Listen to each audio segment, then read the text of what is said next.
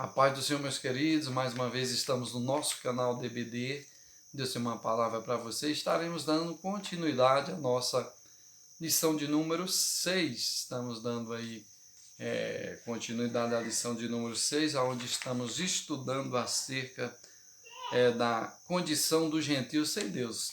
Então, veremos agora o ponto de número 2, estranhos ao concerto da promessa. Estranhos ao concerto da promessa, esse é o segundo ponto.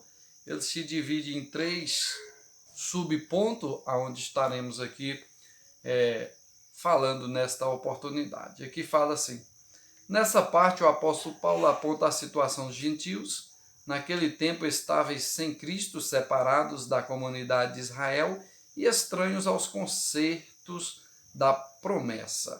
Primeiro subponto. Ao descrever uma vida sem Cristo, é o primeiro ponto, uma vida sem Cristo. Segundo, separados da comunidade de Israel. E terceiro, alienados ao pacto das promessas.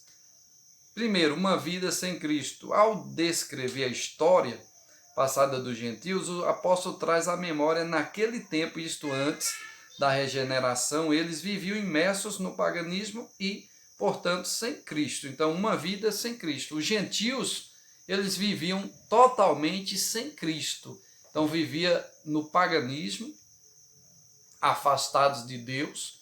E aí nós vemos aqui que eles tinham uma vida sem Cristo, pois não desfrutava do Deus verdadeiro, do único Deus e Senhor das nossas vidas. Então passavam a adorar imagens, passavam a adorar ali outros deuses que eram feitos por mãos de homens, que eram gentios, como muitos deles adoravam aí a deusa Atenas, outros adoravam ali, entre outros deuses lá, Zeus, os deuses gregos, entre outros que são adorados, muitos até hoje, e magnificados. Mas aí nós vemos que eles tinham, os gentios tinham uma cultura pagã, uma cultura deles era pagã, mas desses gentios muitos saíram do meio dos gentios e vieram para a presença do Senhor.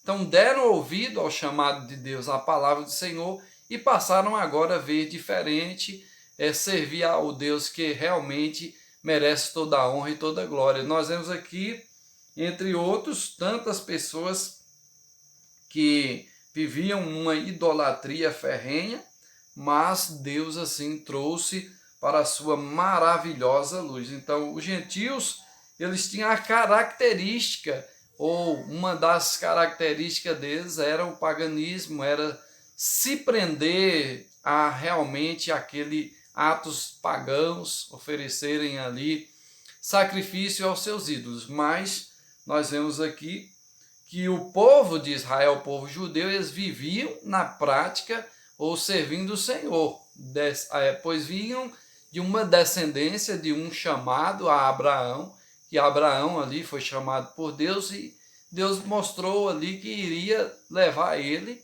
a uma terra que emanava leite e mel. Então foi dessa forma que aí veio-se a nação de Abraão, a nação ali que tinha Deus como ali o seu Senhor. Então os gentios, eles viviam separados de Cristo, separados de Deus. Segundo ponto, subponto, separados da comunidade de Israel. Eles estavam excluídos não só dos símbolos, mas também não faziam parte do povo escolhido. A constatação cruel era de que Deus havia se revelado aos gentios, pois a chamada divina fora feita somente a Abraão. Ou melhor, a constatação cruel era a de que Deus não havia se revelado aos gentios, pois a chamada divina fora feita somente a Abraão e a sua descendência.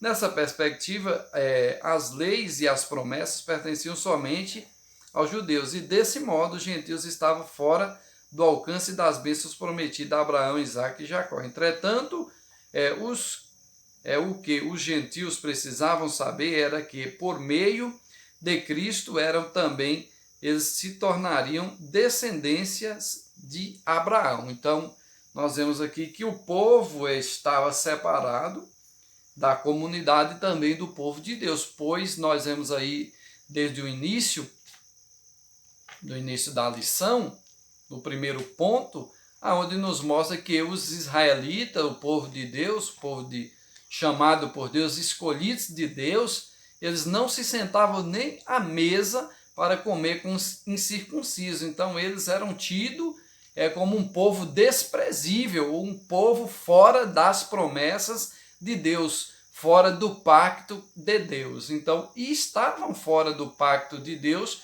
porque o pacto era só com o povo de Abraão. Então, só com o povo chamado por Deus ali, que servia a Deus, que estava ali fazendo um ato de circuncisão. Então, esse povo era o povo chamado por Deus. Então, o povo escolhido. Terceiro, alienados ao pacto das promessas. Então, o pacto, nós vimos aqui, os gentios desconheciam totalmente os vários pactos que Deus estabeleceu com os patriarcas israelitas. Esses pactos giravam em torno da grande promessa do advento do Messias. Dentre eles, o pacto abraâmico, o pacto mosaico e o pacto davídico. Então, esses pactos eram reiterados da promessa messiânica. Os gentios não tinham noção deles. Então, de alienados da promessa por meio do sangue de Jesus, os gentios tornaram-se herdeiros da maravilhosa promessa. Então, aqui nós vemos aqui, alienados ao pacto, aos pactos da promessa. Então, nós vemos aqui que os gentios desconheciam os pactos que Deus fez com a nação de Abraão, com a nação ali com Abraão. Então, desconhecia os pactos, tanto o pacto abraâmico, que da circuncisão, como o pacto mosaico ali também, e o pacto davídico. Então, havia 3 pactos que Deus tinha feito ali com o povo de Israel, e eles desconheciam os gentios por não